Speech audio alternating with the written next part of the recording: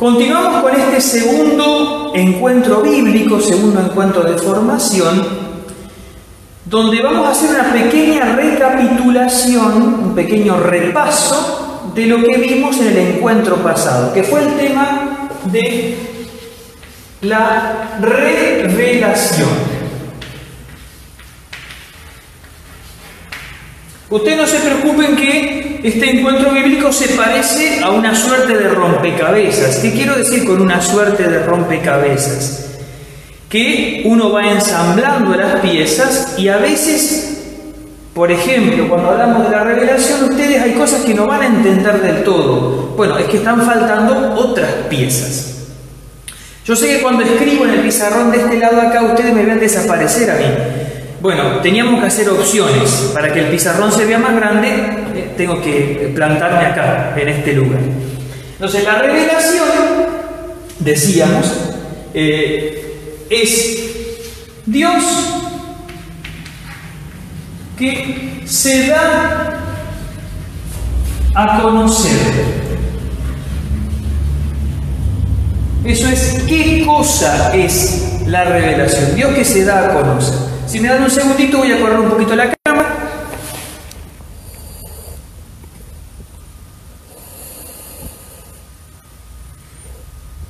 Ahí está mejor. ¿Cómo lo hace? ¿Cómo se da a conocer? Lo decíamos en el encuentro pasado, el padre Ricardo esto lo retomó para la liturgia, por medio de hechos y palabras intrínsecamente conexos. Dios se muestra por lo que hace y por lo que dice. Y decíamos que esto nos pasa también en la vida de las personas. Nosotros nos vamos dando a conocer por lo que vamos haciendo y por las cosas que vamos diciendo.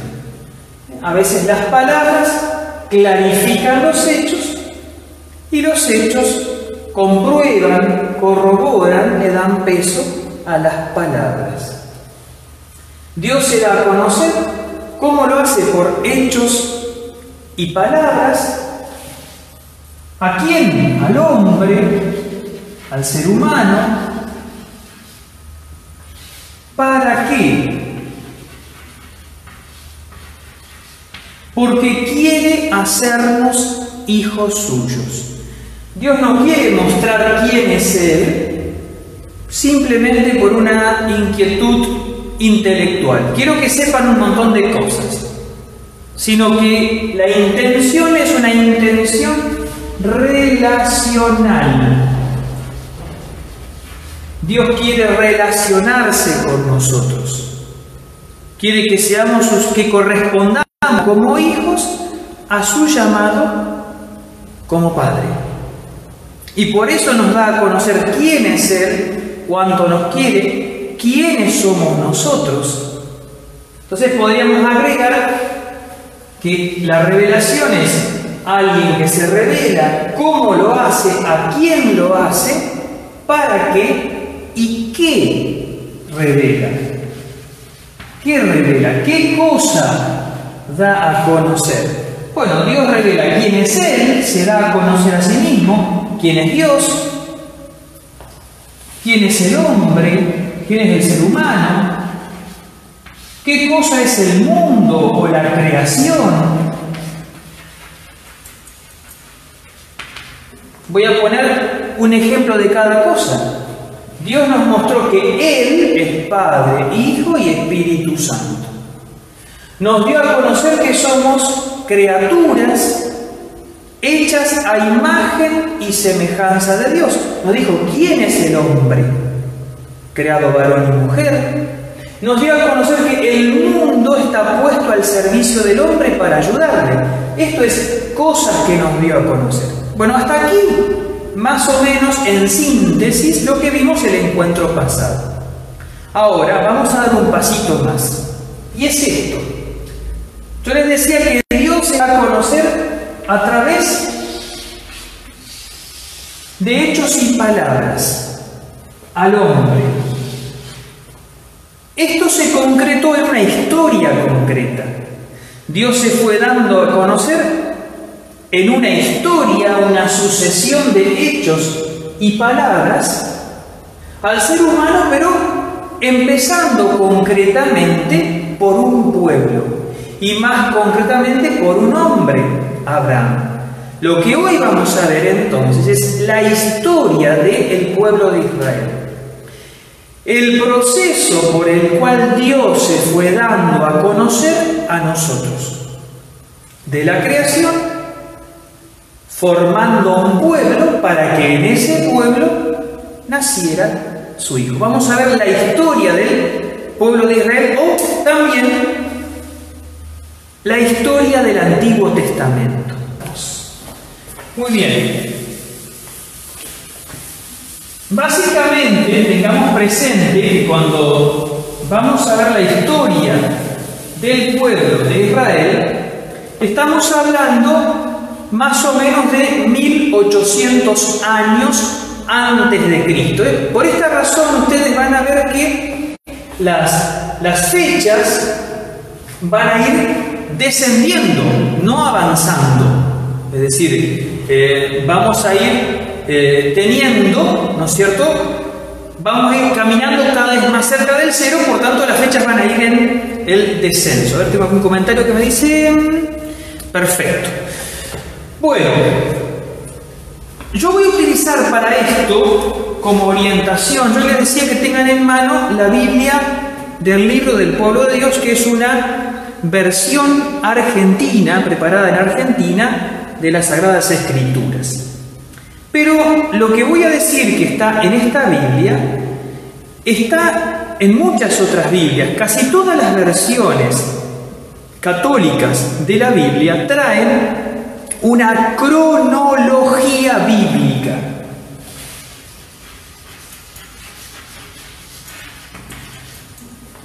En el caso del Libro del Pueblo de Dios se encuentra al comienzo de ella.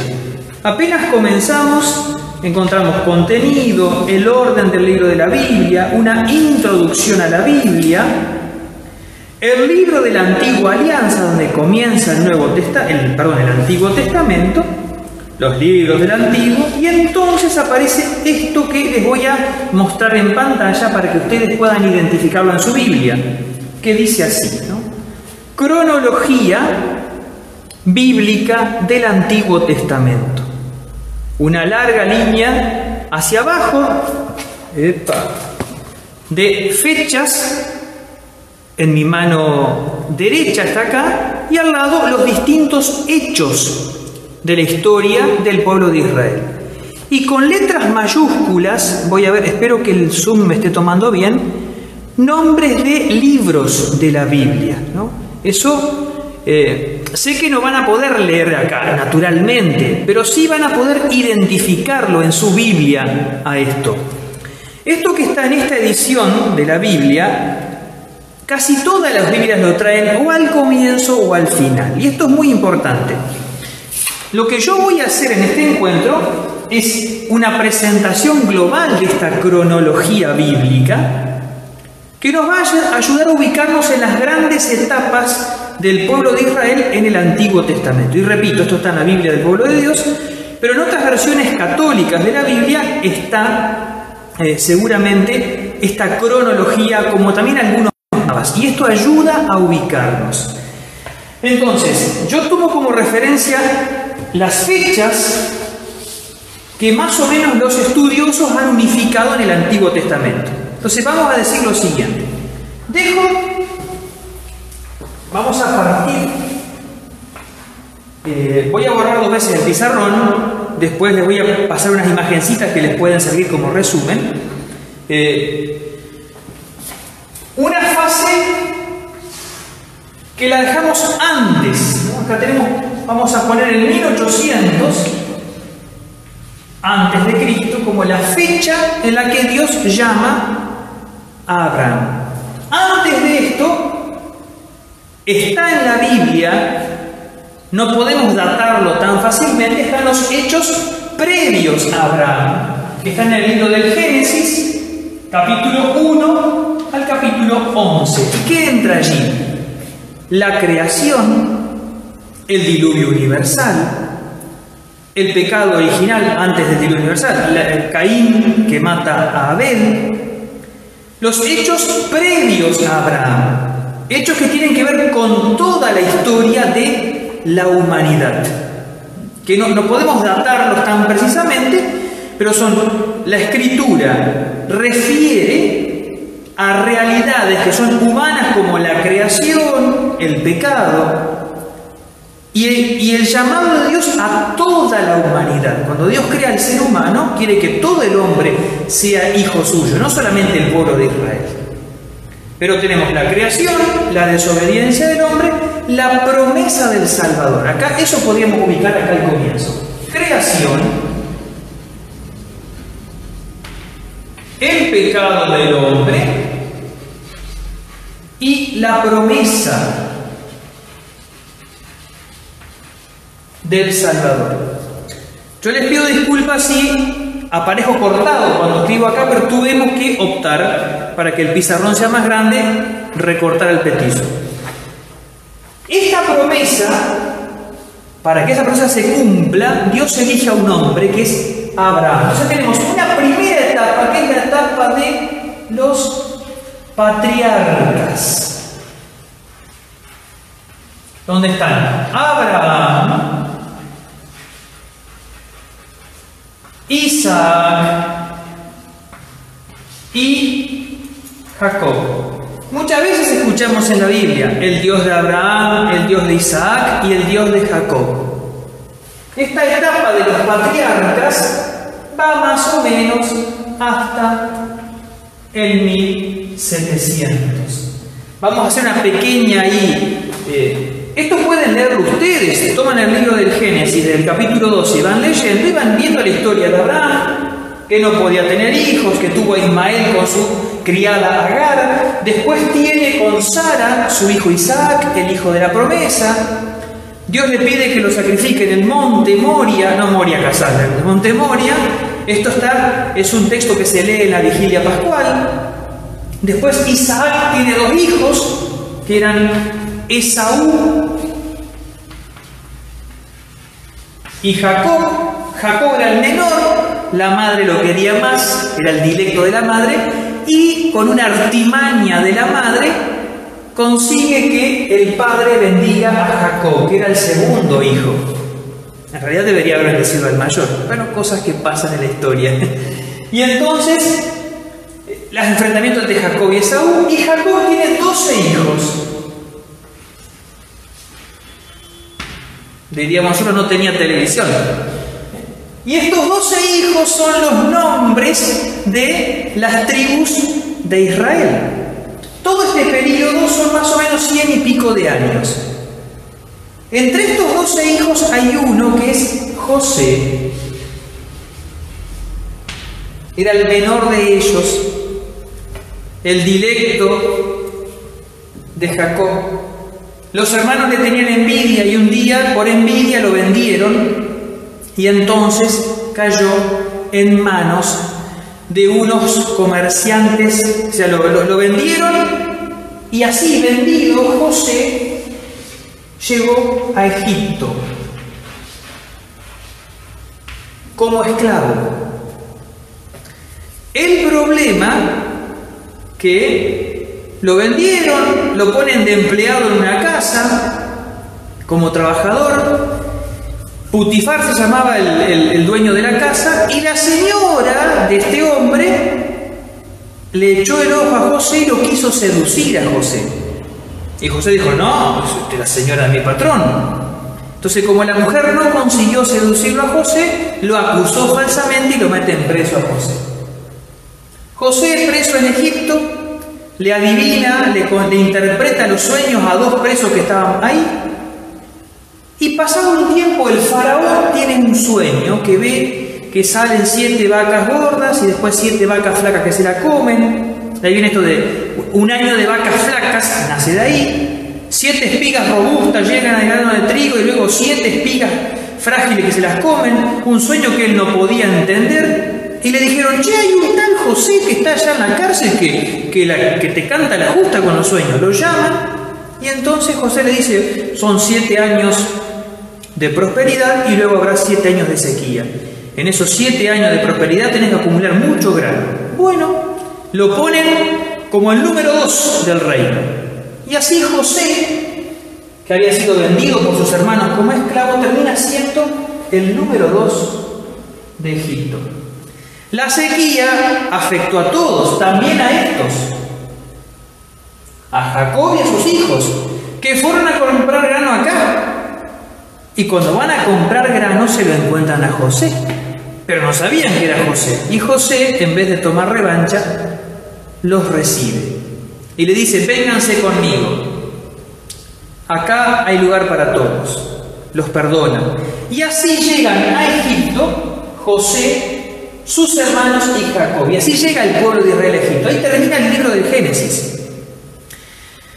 Yo sé que se me va a hacer largo, así que hoy ya les adelanto, mirando la hora, que hoy no vamos a ver toda la historia de Israel. Vamos a ver la mitad. No importa. Vale la pena. Perfecto. 1700. Ahora saltamos 400 o 500 años. Y dice el libro del Éxodo, el siguiente libro, que hubo un faraón que no conoció a José. Después de este faraón que estaba en Egipto, que había puesto a José como número 2, vino un faraón y vino otro y otro y otro, y como a veces pasa, la gente se olvida de los favores recibidos.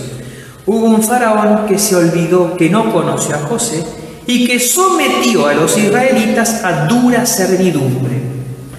Estamos ya por el 1200, más o menos antes de Cristo. Y entonces llegamos al momento en que los judíos, los israelitas, son esclavizados, sometidos a dura servidumbre en Egipto, les hacen construir ciudades, el faraón manda a matar los niños varones recién nacidos para que el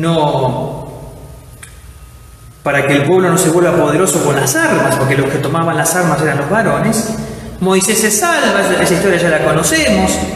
La mamá lo pone con una canastita de mimbre en el río Nilo. De ahí llamamos Moisés a la canasta de los bebés.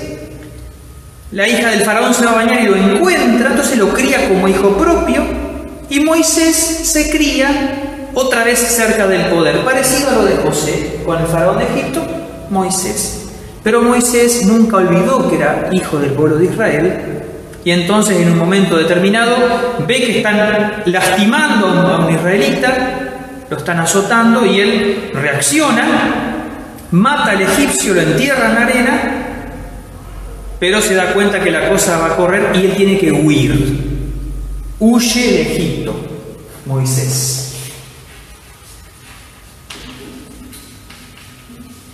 Y estando en el desierto, cuidando las ovejas de su suegro Jetro, ve una zarza ardiendo y es Dios que le dice: vuelve a Egipto y libera a mi pueblo. Y comienza lo que llamaríamos como una segunda etapa. Teníamos la de los patriarcas, tenemos entonces la etapa de la esclavitud en Egipto y el éxodo, que se da más o menos por el 1200 antes de Cristo. Los hechos son conocidos por nosotros, lo hemos leído en la Biblia, en la vigilia pascual. El pueblo de Israel sale milagrosamente de Egipto cruzando el Mar Rojo y comienza el camino por el éxodo por el desierto. Ahora, fíjense, y esto me parece importante para ir comprendiendo la historia, que de una persona, que es Abraham, luego se forma un clan de familias, las 12 familias, las 12 tribus, hasta conformar un pueblo.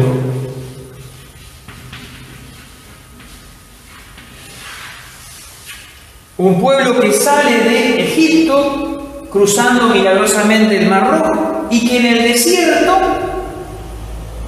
entabla con Dios, traba con Dios una alianza. Es aquí en el desierto, en el monte Sinaí, cuando se produce la alianza entre Dios y el pueblo, donde Dios le da a Moisés las tablas de la ley, los 10 mandamientos, en el monte Sinaí. Una alianza entre Dios: ustedes serán mi pueblo y yo seré su Dios. Esto lleva 40 años por el desierto, dice el recorrido, y entonces podemos trazar una raya. Cuando en la Cuaresma celebrábamos la Eucaristía, hay un prefacio que decía: tú conduces, o tu pueblo, a través del desierto cuaresmal, para que, llegados a la montaña santa, renueve la alianza.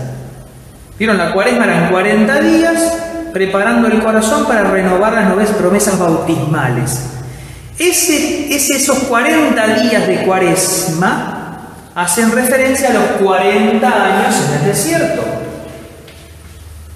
La renovación de las promesas bautismales que nosotros hacemos en la noche de Pascua tiene que ver con esa alianza que hace el pueblo.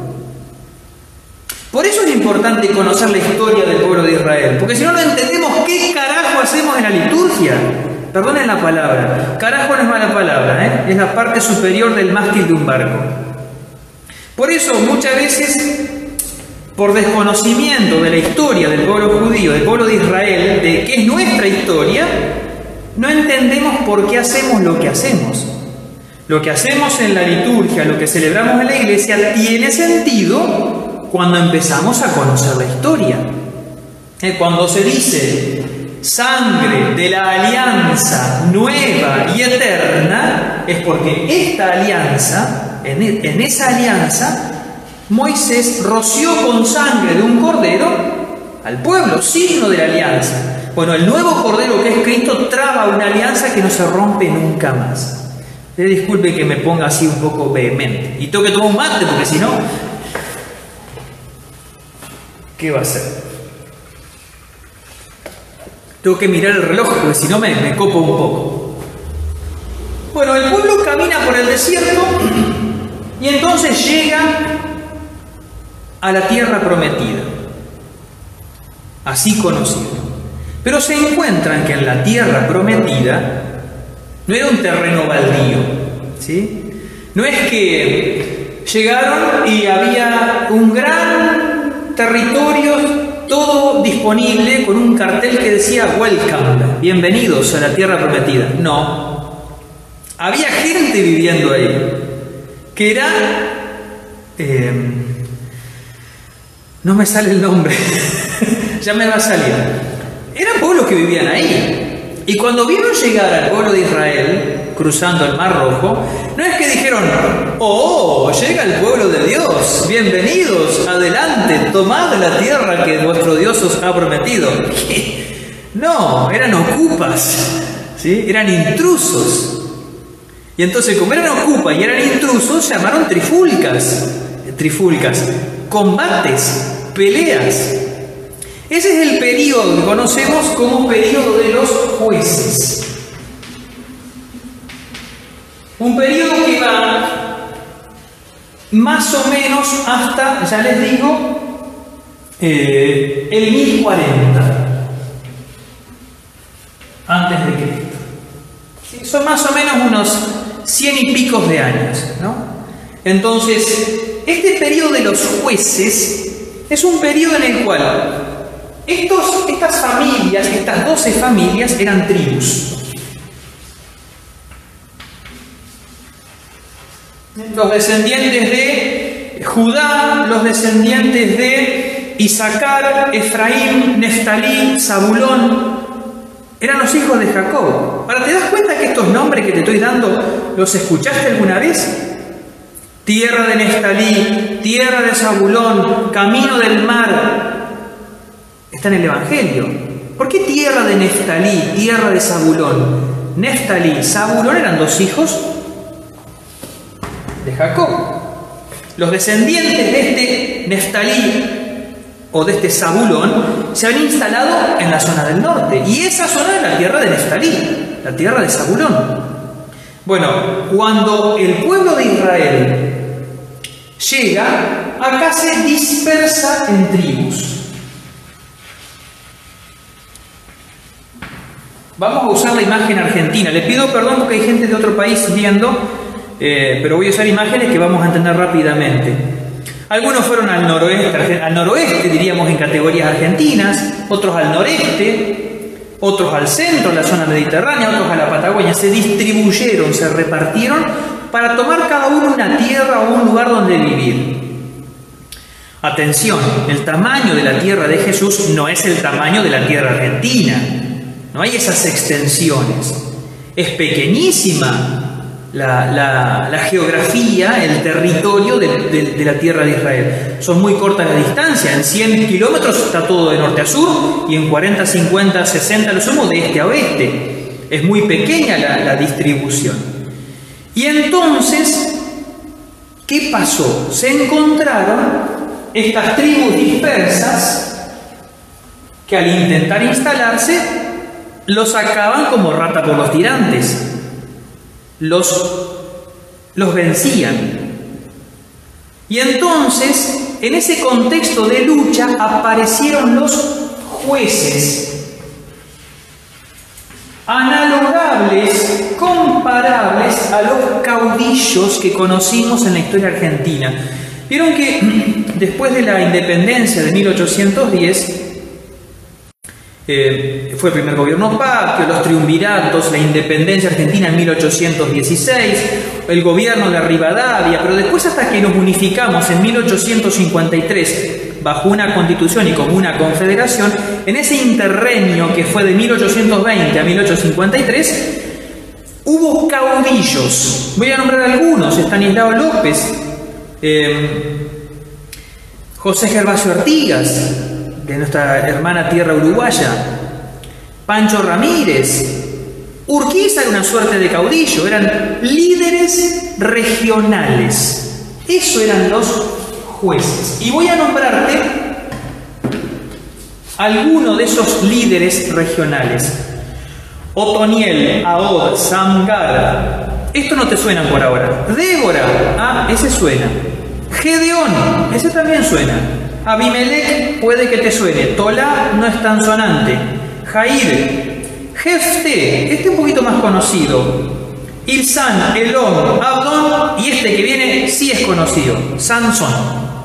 Sansón perdía la fuerza cuando le cortaban el pelo. ¿Te acordás de esto? ¿Sí? A mí me cortó el pelo el padre de Ricardo y dije, si no tengo más fuerza, parezco Sansón. Bueno, estos eran líderes locales. Pero ¿cuál era el gran problema? Tribus dispersas, caudillos locales, un pueblo que no estaba unido, que no estaba bien organizado. Y en ese contexto de distintos jueces, caudillos, periodo que fue más o menos del 1200 al 1040, comienza a surgir la figura de un profeta, el profeta Samuel. Samuel no es el jugador de Boca que le hizo un gol en América y nos metió en la final de la Copa Libertadores. Soy hincha de Boca por las dos. El profeta Samuel. Aclaro de entrada, por ahora ya para que vayamos teniendo presente, que esta época de los patriarcas la encontramos en el libro del Génesis. Esta etapa de la esclavitud, del éxodo y del desierto está en el libro del Éxodo y en el libro de Josué. Esto se me pasó a decirlo. Moisés, ¿dónde tengo Moisés? Moisés sacó a Israel del pueblo de la esclavitud, lo llevó por el desierto, pero no entró Moisés en la tierra prometida, entró Josué. Esto está en el libro de Josué. Esta etapa está en el libro de los jueces, es un libro de la Biblia. Y la aparición de la figura de Samuel está en los libros de Samuel. Primer y segundo libro de Samuel. Ahí está la historia que vamos a comenzar ahora. Y es la etapa, y creo que con esta vamos a terminar, la etapa de la monarquía.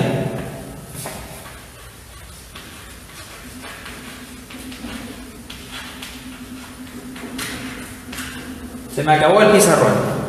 Agrego un adjetivo calificativo, como aprendíamos en la escuela. Monarquía unificada.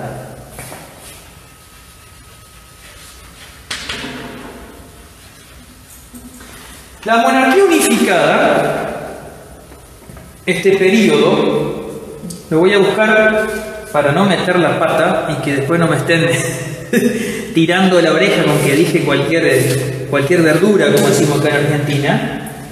La monarquía unificada, ya lo busco, es un periodo que va más o menos del 1010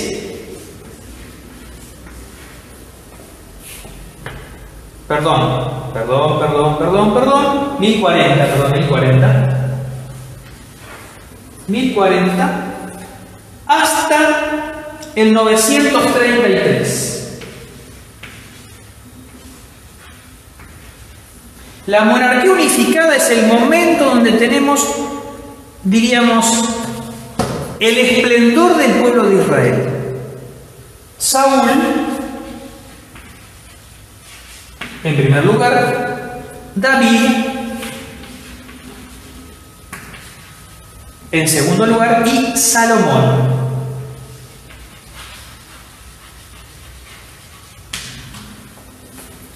Periodo de la monarquía unificada. Y acá vamos a explicar algunas cositas. Tengo un tiempito más. Hasta ese momento, el pueblo de Israel tenía claro, hasta la época de Samuel, 1040, 1050 a.C., que nuestro Dios es nuestro rey. Dios es el que nos sacó de Egipto. Fue el que condujo nuestras tropas para cruzar el Mar Rojo y atravesar el inmenso desierto. Y en esto el pueblo de Israel sentía que se diferenciaba de los otros pueblos.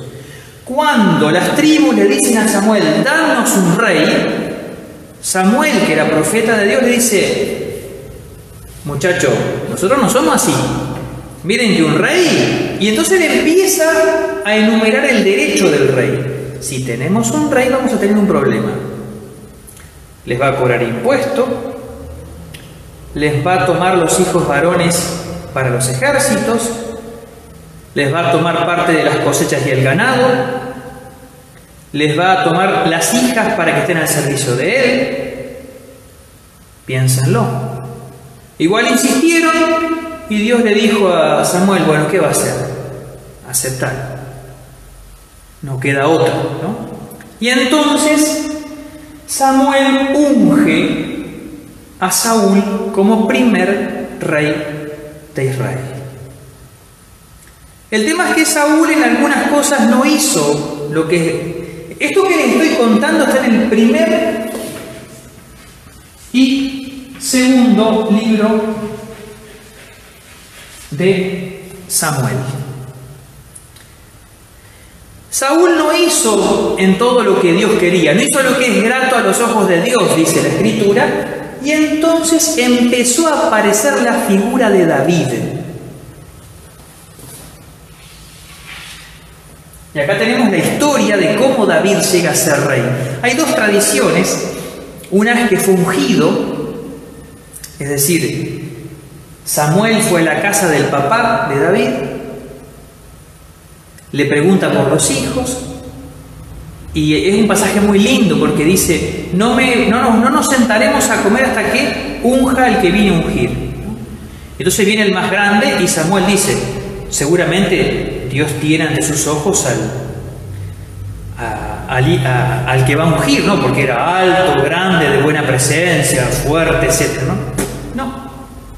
Y este pasa el segundo, no, tampoco. Entonces no era ninguno. Y Samuel le dice al papá de David, que no me sale el nombre, lo tengo en la punta de la lengua, le dice, ¿falta alguno? Sí, está el más chiquito, David. Bueno, entonces viene David, era más chiquito, y era él, lo unge, ¿no?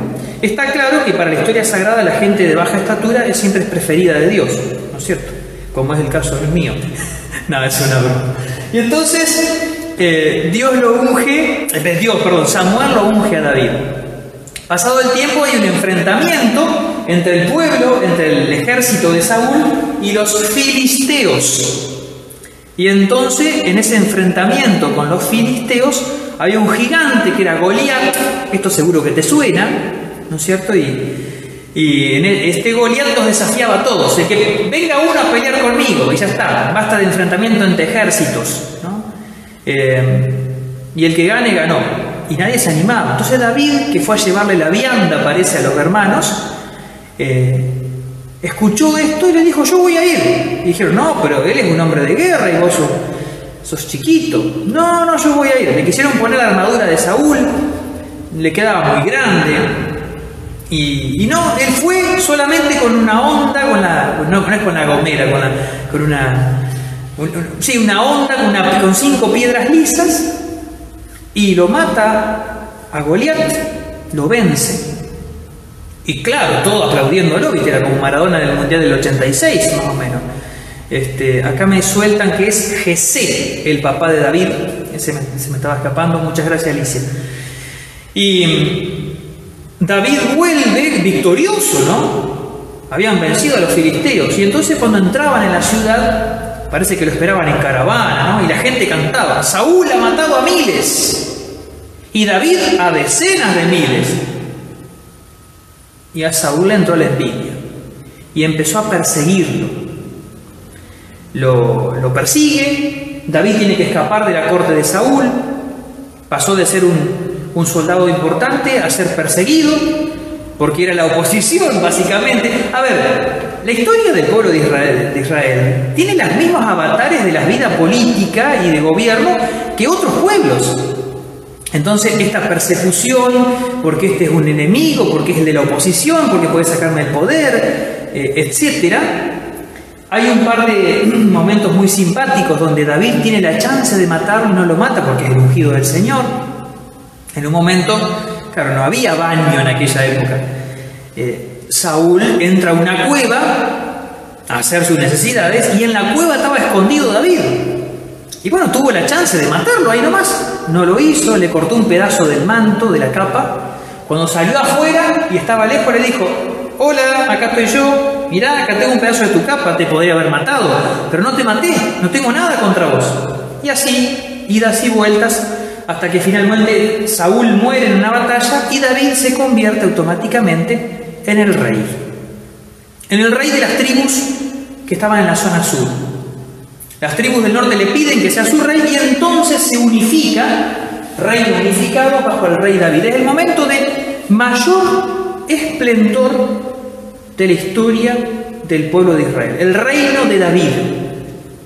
Por eso, en la memoria del pueblo judío estaba esto del reino de David.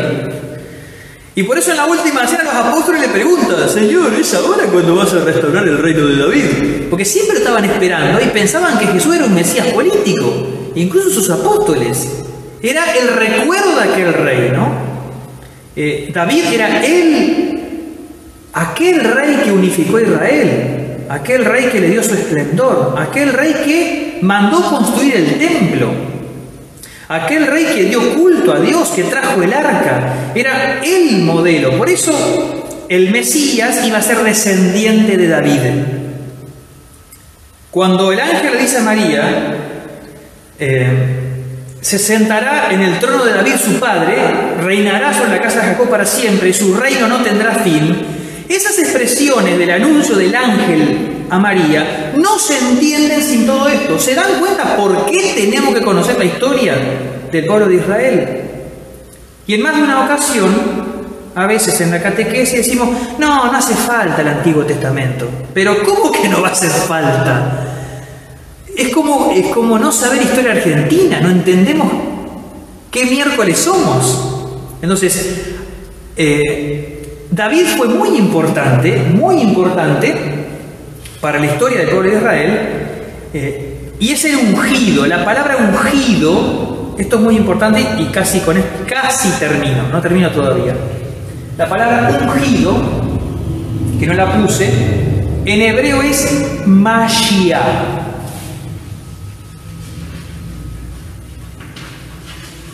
En hebreo no se escribe así, las letras hebreas son otras, pero es una transliteración. Masía suena muy parecido a Mesías. Mesías es ungido. Los reyes eran ungidos. Los caudillos eran ungidos. Los profetas eran ungidos. Cuando Jesús le dice, cuando Pedro le dice, tú eres el Mesías de Dios, le dice a Jesús, está diciendo, tú eres el ungido, el elegido de Dios. ¿Y por qué Jesús dice, no quiero que se comente? Porque iban a pensar que él era un Mesías político, de tipo rey. Por eso, ¿se dan cuenta por qué hace falta conocer la historia del pueblo de Israel? Porque si no, no entendemos nada del Nuevo Testamento. Y lo repito otra vez porque a veces me lo han dicho, no, pero en la catequesis no hay que contar nada del Antiguo Testamento. Pero hombre, si no, no entendemos nada. David tuvo una historia, le sacó a la mujer Urías elitita, tuvo un hijo, ese hijo murió, pero después con la mujer de Urías lo tiene a Salomón. Y Salomón es el rey del máximo esplendor en el crecimiento político, económico, etc., ¿no? La sabiduría de Salomón se habla, ¿no? De la época de David, o a David se le atribuyen los salmos, algunos salmos se le atribuyen a David. Se podría decir más cosas, pero por hoy es suficiente. Vamos a dejar acá. Yo pensé que iba a poder exponer la historia del pueblo de Israel en un encuentro. No, es demasiado linda y demasiado grande, ¿no? De modo que el próximo encuentro, que es el lunes que viene, vamos a enganchar otra vez con algunas cosas de la monarquía unificada y vamos a avanzar hacia adelante, ¿no? Nos encontramos en este momento por el 1000 antes de Cristo, ¿sí? Si uno quisiera decir, bueno, ¿qué libros tengo que leer para ver un poco esto? Lo he dicho, ¿no? El libro del Génesis, el libro del Éxodo, el libro de Josué, el libro de los Jueces y los libros de Samuel 1 y 2. Así que me leen todos esos libros para el lunes y estamos al día y les tomo examen. Bueno, digo, pero esto me parece que este encuentro sirve para una síntesis y para abrir líneas de lectura. Para que ustedes digan, bueno, yo quiero aprender más de Biblia. ¿Qué libros podría leer? Bueno, esta es una línea de lectura. Génesis, Éxodo, Josué, Jueces, 1 y 2 Samuel. Eso nos ayudaría a formar una cierta línea de la historia del pueblo de Israel. Con esto terminamos por hoy. Estoy evaluando, valga la redundancia, preparar una evaluación, un pequeño cuestionario de preguntas y respuestas con múltiple choice, con verdadero o falso, para que nos ayude a fijar estas cosas. En nombre del Padre, del Hijo y del Espíritu Santo. Amén. Dios te salve María, llena eres de gracia, el Señor es contigo, bendita tú eres entre todas las mujeres, y bendito es el fruto de tu vientre Jesús. Santa María, Madre de Dios, ruega por nosotros pecadores, ahora y en la hora de nuestra muerte. Amén. En el nombre del Padre, y del Hijo y del Espíritu Santo. Amén.